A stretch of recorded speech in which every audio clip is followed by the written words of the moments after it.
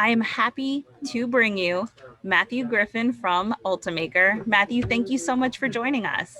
Thank you so much for including Ultimaker in this. It's fantastic to be here, and it's an important time to have conversations with educators about what's happening and the various technology that can help them and plays new roles. So I have a slide presentation that I will guide you through a couple of details of some ways that I've been sharing with educators how they can still use 3D printing in hybrid and virtual classrooms. So we'll go through a couple of details about 3D printing's role in education in general, some of which will be familiar to you, but maybe you'll see some inspiring ideas. And then some of the unique ways to use things like Ultimaker Cura as a teaching tool. So just as a reminder, there are you can ask questions, so please do take advantage of the chat, and we're going to have time for Q&A at the end, and I'm looking forward to really engaging with you at that time.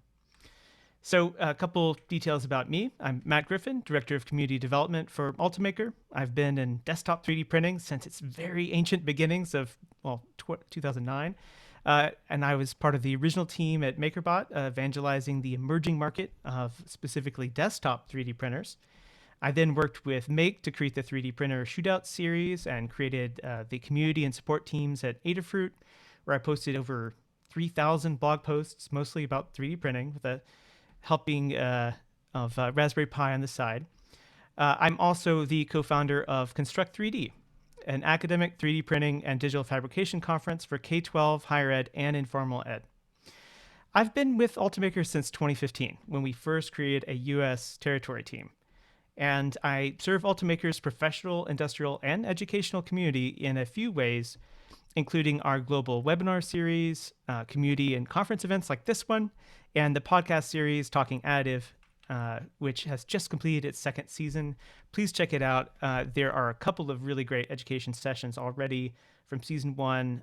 We had a wrap up with of season 2 with an Autodesk in-depth, including Guillermo Melantoni, who is the lead for Tinkercad at Autodesk, which is now at 30 million users. I think they're climbing even higher. So there's some really great resources for educators, and will be more in the coming season. So 3D printing in education. So education has a very long history with 3D printing, stretching back to the 90s. And some of the industrial machines were in fact developed at universities. There has been an explosion of adoption of additive manufacturing within the educational sector since 2012 in particular.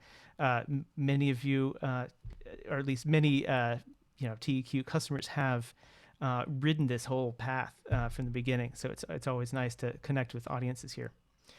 And this has been as much to do with the evolution of additive manufacturing and with the arrival of desktop 3D printers like Ultimaker that offered a range of materials, increased access, and lower costs of entry, so that more educators, departments, and institutions could even add this technology, get into their classrooms and their campus offerings, and put learners right in front of it. So we really feel that 3D printing is a perfect match for educators, and it's always been a core of what we do. 3D printing solutions themselves are a real-world example of a STEM career path. You address learning outcomes specifically related to the expanding role of 3D printing in engineering, design, medicine, and manufacturing when you teach it. And as a tool, 3D printing can also produce visual, functional, and interactive teaching aids for other STEAM subject areas. You can address learning outcomes related to math, sciences, engineering and technology beyond 3D printing, and also hitting things like social sciences, history, English. There's a lot of use.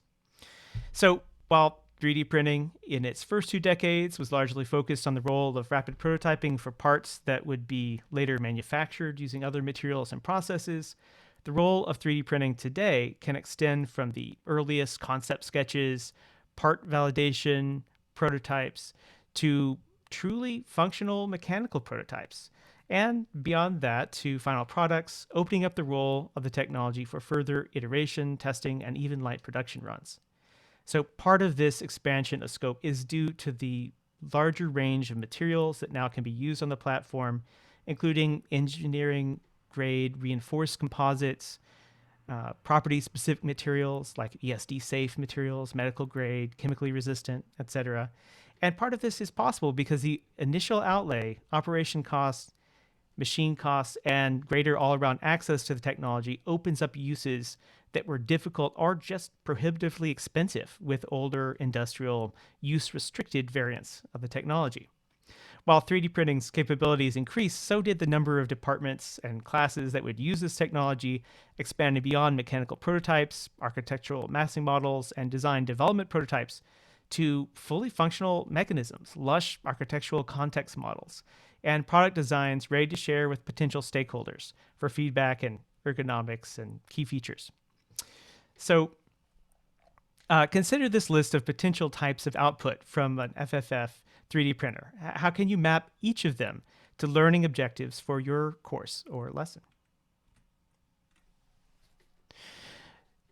3D printing is, as I mentioned before, it's a key STEM and STEAM driver. Several studies over the past decade have determined that it is critical to expose students to STEM and STEAM mindsets as early in a learner's development as possible. That's not a surprise for many of you who are really pushing STEM and STEAM.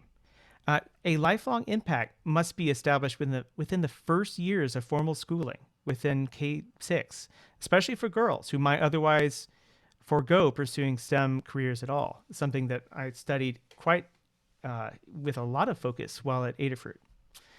Grade school districts have found that introducing 3D printing to classroom activities strengthens interest and engagement in these areas, even with young children, 7, 8, 9-year-olds, who have demonstrated capabilities to design and fabricate their own creations, starting with software such as Autodesk Tinkercad that I mentioned before.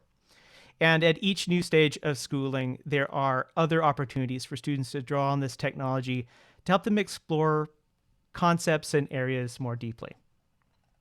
Students who were introduced to Tinkercad in grade school and have printed their first models are able to scaffold on past skills and apply 3D printing in new challenges. For example, printing plastic enclosures for an Arduino or Raspberry Pi, or microbit for physical computing or computer science activities, later in your K-12 journey. And I keep seeing this pop up even earlier and earlier. As the students continue to explore these tools, they will gain the skills to 3D print mechatronics components for projects such as FIRST Robotics, where they can print using high-performance reinforced materials for linkages, mounting brackets, and other functional elements. In general, students who are exposed to this class of technology early continue to build on these first experiences to achieve more and more with 3D printing as they move into advanced and more focused study, leaving each stage of their academic development with a portfolio of what they have achieved to date. So 3D printing teaches 21st century skills. More than anything, 3D printing is an opportunity for educators to help students that develop 21st century skills, to help students develop the 21st century skills that will make a difference in all students' future careers, whether they pursue STEM, STEAM, or follow another route. Cross-functional research groups, bridging from educational researchers, government task forces, and industry allies over the past 35 years have identified a new set of core competency skills that play a major role in the success of those entering the workforce to take up new roles, requirements, and technologies that are critical to our competitive, skill-driven economy. Obviously, educators in this bunch are very familiar with the standards flowing in that they have to address and some of the changes in how education approaches these problems compared to the past. So let's go over a couple of interesting examples of how 3D printing technology is used. And we'll jump from this very quickly into some of the specifically hybrid and virtual uses. So now let's touch briefly on how this technology is used at each of the stages of a student's academic career. Starting with grade school, 3D printing helps educators illuminate otherwise abstract subjects such as math, science, and history with interactive experiences driven by printing. Introducing design early to students helps them take ownership of the lessons and subjects they're exploring and find personal relevance that they may that may improve their willingness to pursue learning outcomes. Printed, unique designs also help boost students' pride in what they can achieve and suggests routes they may want to pursue in the future in the direction of design, arts, engineering, and the sciences, putting them on track to begin to develop foundational skills early in their educational careers. Skipping forward to late middle school and high school, the role of 3D printing in education changes. On one hand, it becomes a more practical applied tool to produce parts, the context for producing parts for science experiments, for example. Popular examples include the evergreen egg drop physics engineering challenges, where students are challenged to develop a protective enclosure or vehicle to keep their egg from cracking. Also, unpowered, unmanned pine box derbies, and nerdy derbies that add electronics, microcontrollers, etc., where 3D printers can be leveraged to produce anything from a baseline vehicle to functional innovations such as steering and drivetrain and decorations and flair. In a similar vein, the same printing technology can also be a means to produce tangible mathematical visualizations to more easily explain algorithms and other abstract math concepts.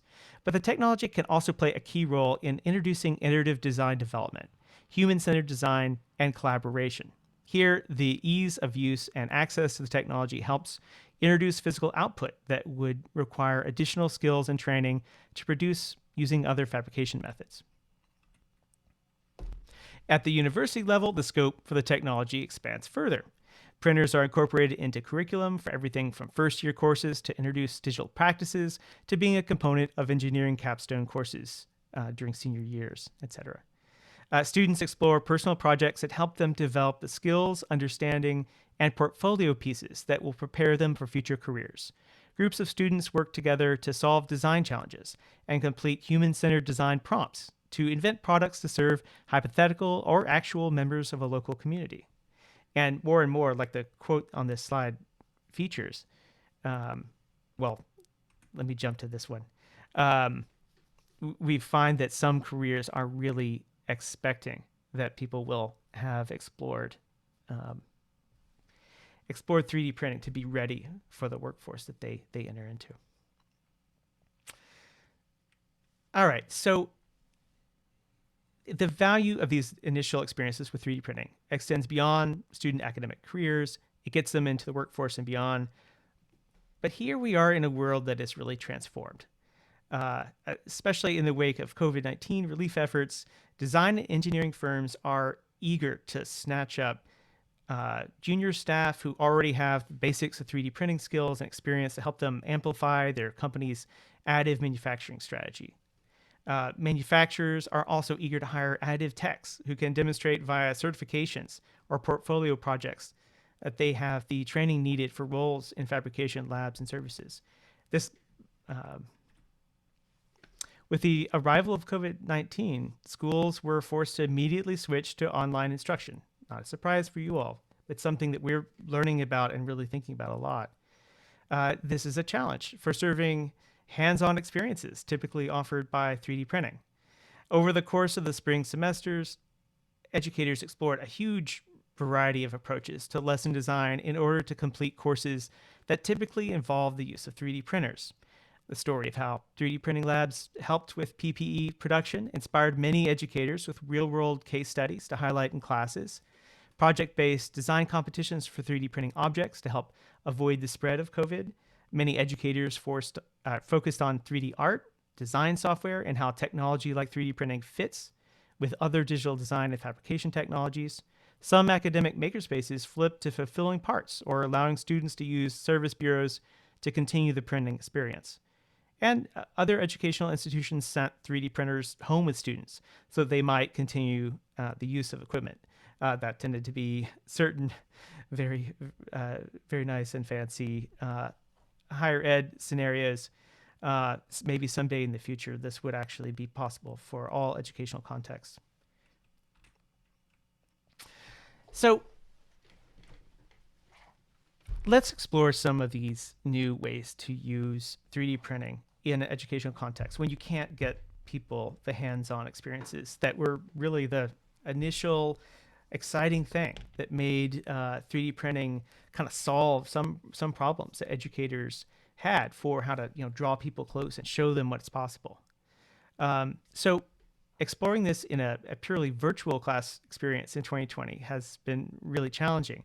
But over the course of this past emergency semester and the evolution during the fall, when so many solutions were tried and reversed and explored again, 3D printing educators found a number of opportunities to make this work well. And I've worked with a lot of educators to help them see how they can achieve some of their initial goals and the ways that they taught classes in the past, where they would have modules and moments where they would want to insert 3D printing.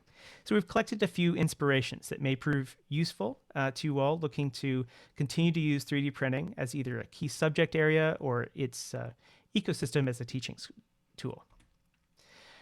So let's talk about how 3D printing fits into the hybrid and virtual world we're currently living in. Some of you are back in classrooms with students, but in almost all cases, for all the educators I've talked to globally over the last couple of months, the access to the hands-on experience with 3D printers, printed parts, etc., has changed. So how do we deal with this? Well, how about this element as an image to have in your mind as you're thinking about this? While a printed part has frequently been used as a key outcome of a lesson, it is also a useful artifact and tool to illustrate a digital design process. And in courses without direct access to 3D printers, mastering the digital process to produce the pieces can itself be a key learning outcome.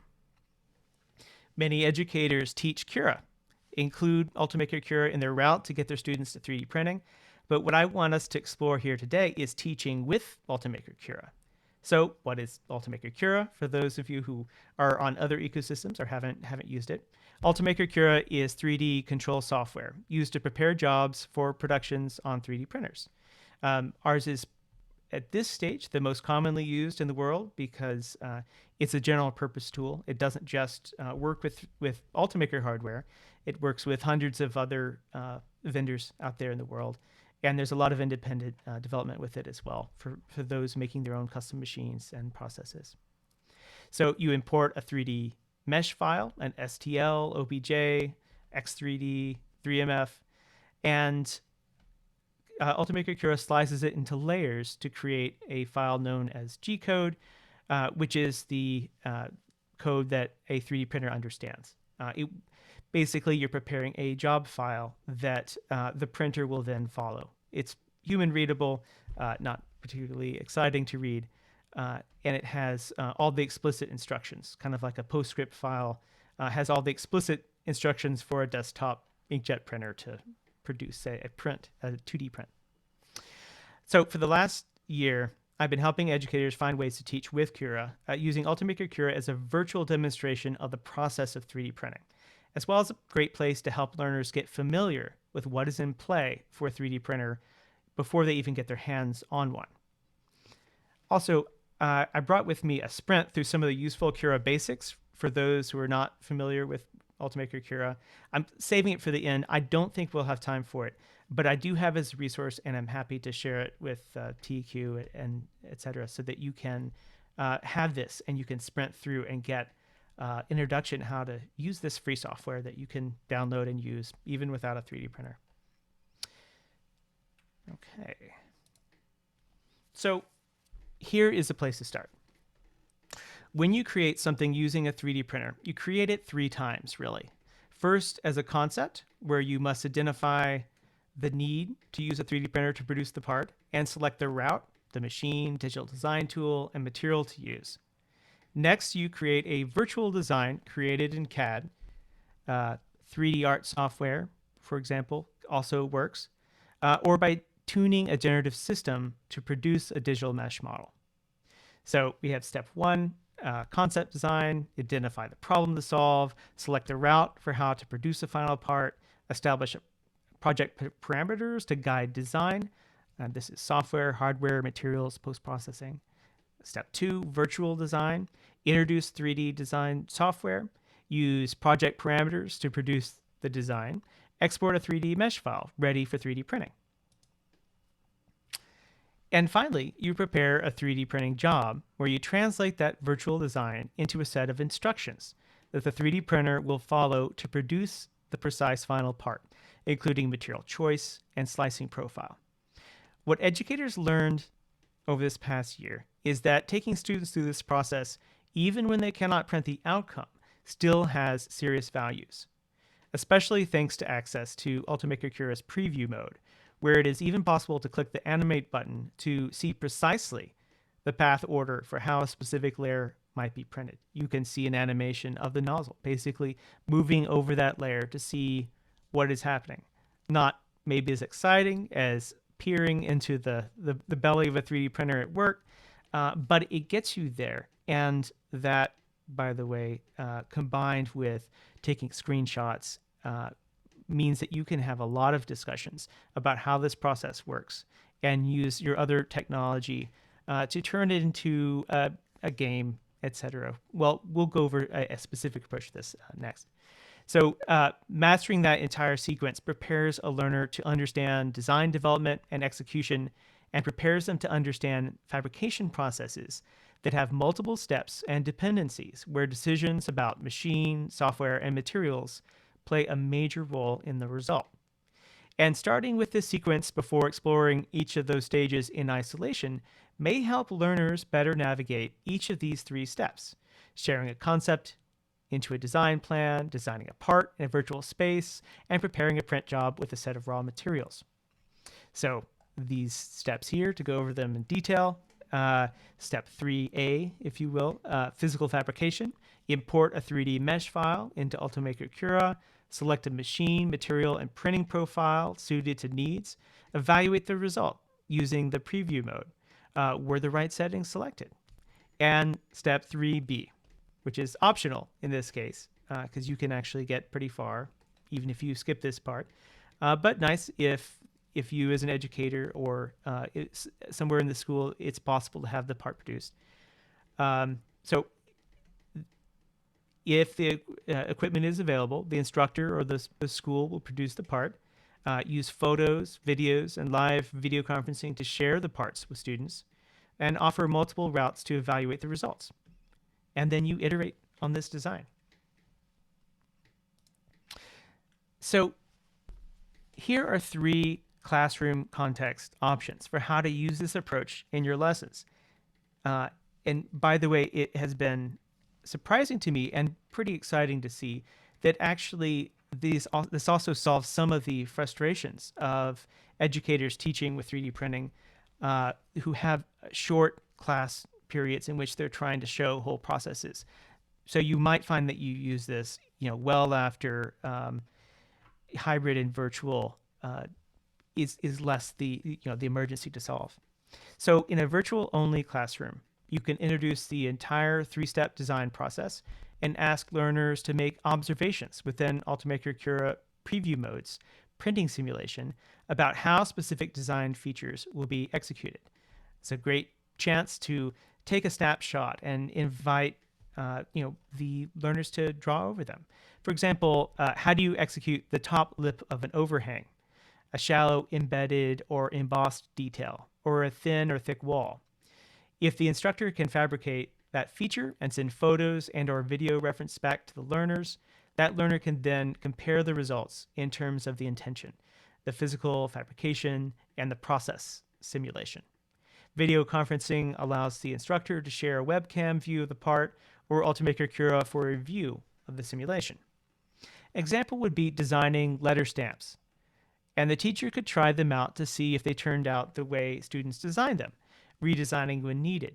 A great chance to show students often in this scenario will do the letters in reverse, and this really helps to lay that in and help move them further back in the process to see where they need to do the flip and the mirror across to produce the part they want. In a hybrid classroom, the same lesson can be explored by dividing the learning up into physical and virtual contexts.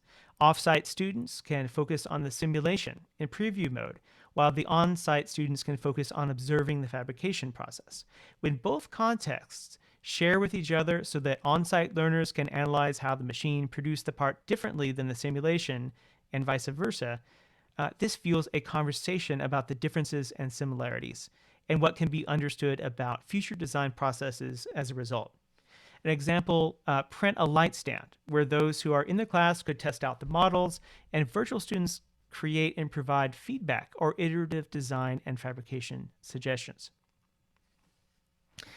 In an asynchronous classroom, for instructors running an offset or flipped version of this lesson, the virtual and physical part analysis can be completed on a learner's own time. And then the act of sharing the offsite learner's expectations of the printed feature and on-site learner expectations of the virtual simulation can be a moment to launch group discussion that highlight the differences between simulation and machine execution so that learners can gain an understanding of what it means to plan for process technologies.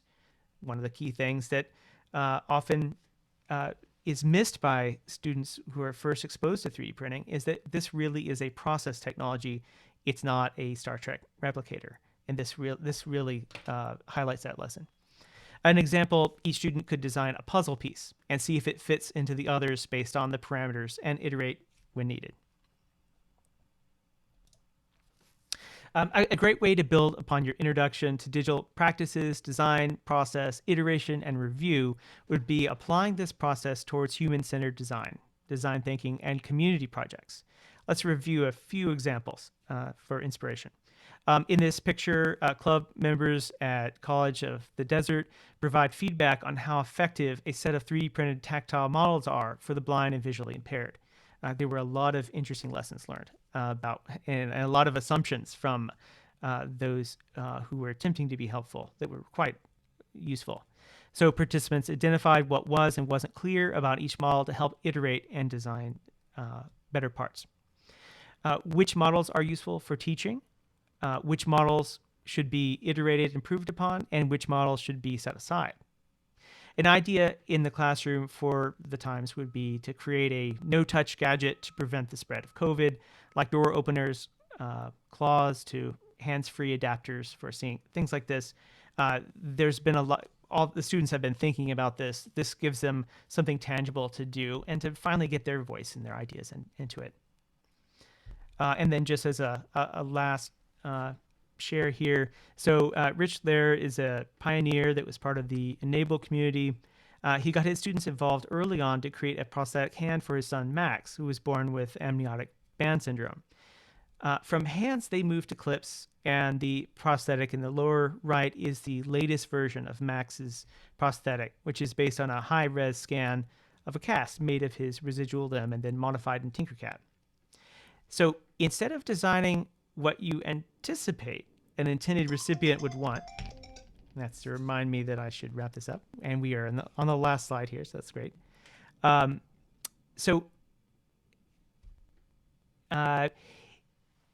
Instead of doing what you might anticipate that an intended recipient would want, identify a subject with a need, and then instead the class began to approach this as identifying a subject with a need, interviewing that subject to undertake both problem finding and problem solving together, and then iterate attempts to meet the requirements for the solution with the subject to gain valuable insight about the effects of design and fabrication decisions on the resulting model. What Max wanted was not what those who weren't in Max's situation thought that he would want. And this was so inspiring to them that they then did a project with senior citizens in a local senior living community to work with those residents to help them design things that they really need. So I think I'll wrap it up there so we have time for questions. I have this quite long dive into Cura that's available as a resource should those others be interested. So I'll leave it there so we have time for questions. And Matt, I do think that actually that could be really helpful because Helen had written saying that she does have 3D printers in their classroom, but they have they experience going into design being Hmm. challenging to them and getting it ready to print, even though they've Yeah. they've printed things before. So, is there any online training you would recommend? Uh, well, there are a lot of resources, and we're producing a number of ones that are designed to be sort of seamless onboarding, that will be available in the coming months actually. Um, uh, right now, you get these as part of Essentials, which is a subscription package of software from Ultimaker. But the idea is to make it possible for all the students to uh, have a brief introduction to exactly how the process works, so that then the course of study can focus on doing things with that technology. Luckily, there are a lot of resources you can get right now on YouTube that help bridge from, I've designed something in this software and I want to bring it into Cura, or another tool you might use if you're using another printer platform, and help guide you on how to repair meshes and detect if there are issues there. Um, we have resources, and Cura is free to download. And one of the best things in Cura that people don't catch on to initially is there's a plugin uh, system within Ultimaker Cura, and you can download a free plugin that is called the Settings Guide, and it is this lavish, beautifully written guide to every single slicing parameter within Cura, often with images showing before and after when you're making various decisions. So educators looking to get briefed up so they can dive into this find that incredibly helpful. Plus, once you activate it as a plugin, you can hover over anything and see it like a nice pop up. It's like, oh, okay, that's what that does. It helps take some of the sting out of all the multiple things happening at once when you're trying to introduce this to students for the first time.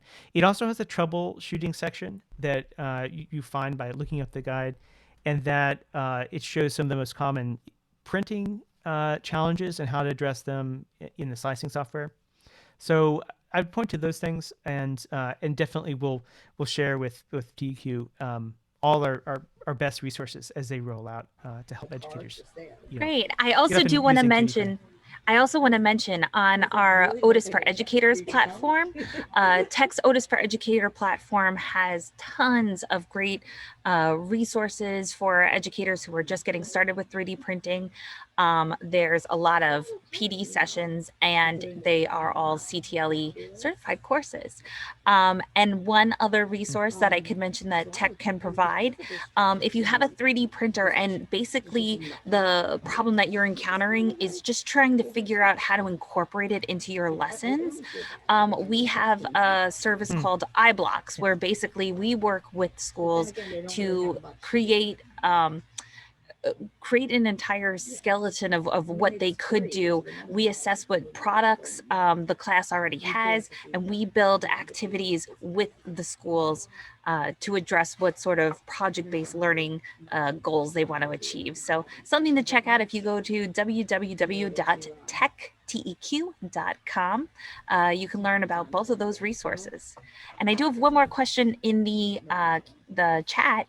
Um, Owner writes, I know anyone can use a 3D printer, but in reality, at what age would you begin this in the classroom? Yeah, it really depends. And I have seen classes using this with first and second graders with a lot of help from the lot of being guided through it by the instructors. It turns out that kids really gravitate towards the 3D thinking much earlier these days, thanks to things like Minecraft. It was really it might have been more of a developmental question in the past, but it seems like it's less and less of one. And I have met many designers, particularly in tools like Tinkercad, that behind the scenes make just about any model you can produce with it 3D printable, which is not true of all software packages, so that's handy. Um, these 6, 7, 8 year olds are designing amazing things and really starting to express their own kind of intentions through their designs. And it what usually is helpful is with younger learners is thinking of it in terms of like blocks, thinking like breaking it down into blocks. In fact, almost every classroom out there, working with young kids has blocks. So if you think of it and you introduce 3D printing initially as a kind of a stacking, aggregating, like we're gonna let's think about how you can make this thing that you want by the parts that are in it. That tends to be a nice kickoff that allows you to use it even pretty early in a student's journey, um, and is less daunting than jumping them right into like understanding edges and topology and the things that will come later as you start to think about growing shapes from 2D profiles as you get you get into more of a serious sort of CAD learning curve. And frankly, the 3D design software platforms, there are just so many good ones right now, are doing a better and better job of introducing this and cleaning up the output so that it makes it possible. Great. Okay, so I don't see any other questions in the chat box. Let's see. Well, something that I wanted to bring up, I didn't get a chance to get to the slide in this presentation, but I've been thinking about some of the roles that 3D printers can now play in other, kind of constellations of technology. I mean, this is a conference, that's co-presented by SMART, and there are some really interesting ways to take, welcome, to take stages of 3D printing, both the original digital design, the initial snapshot of what you think you're doing in a CAM tool like a 3D printer preparation tool, and then also a preview, and capture those stages and then make those conversational opportunities.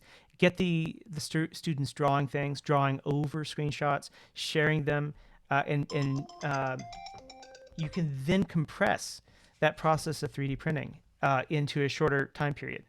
Do you have some thoughts about? I know that there are all these ways that students can help contribute their voices and drawings and stuff.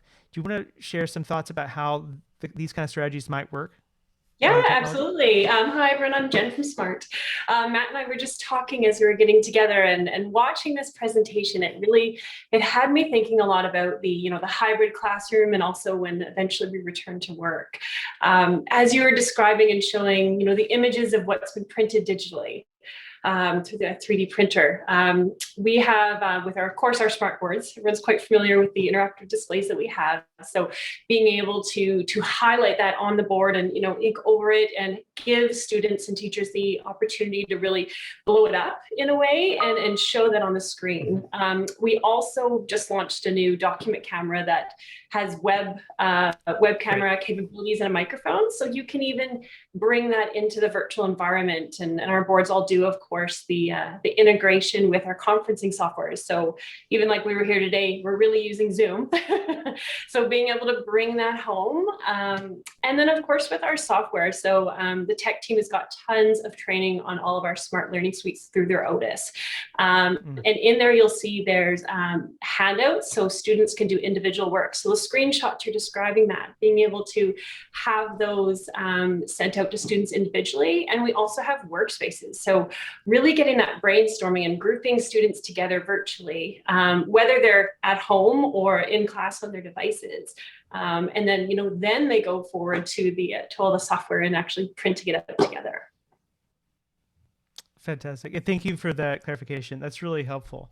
So there are four aspects of 3D printing that really benefit from this kind of work, even before the students have access to a physical printer. One is really understanding outer shells and infill patterns and what they might mean and what they look like, because that is the key to really kind of understanding how the technology really will function. But also concepts like what needs support and how bridging works, where you have you actually can do things that you might not predict. So you can both explain that without support material deposited high up in the air just falls to the ground. But you can also show, well, but there are a couple other strategies. So using, kind of stretching this out and bringing the eyes close with screenshots and giving students the opportunity to guess, like, I think something's happening here, really illuminates this stuff. And I've talked to a bunch of educators who will be using this even in scenarios where all the students can get their hands on printers in the lab again. Yeah, absolutely. And there's nothing like holding the tangible object and in theory and building the algorithm of how it's going to work and then actually finding out it fails or works and where do we iterate? I love that. I wish when I was in school we had 3D printers. Might date myself a bit, but hey, I didn't have them either, but I will say it was the moment of seeing the first 3D printers in high school classrooms as an adult and starting to like look at this field that I really realized, oh, wow, this is, it makes sense. This will be a general purpose tool in the future. Yeah, absolutely. For educators in particular. Yeah. Are there any further last questions? I don't see any more questions in the box, which just means that, Matthew, you did a great job. You did. Well done. You answered everything that anyone could have questioned. Amazing. Amazing. Well, I definitely, some of the things I brought up, if you're curious about them, you want some more insights into them, I mean, you can definitely get insights from me via the TQ team at any point. So, reach out to them. All right. Well, I guess if there are no questions, thank you so much, Matthew, for your time. Jen, thank you for hopping on. It was so great hearing you guys that's great. talk. And thank you all for joining us for all of these sessions throughout the conference. It's been absolutely wonderful seeing you all, participate in the chats and just knowing that you're in here watching the presentations. It's been really great.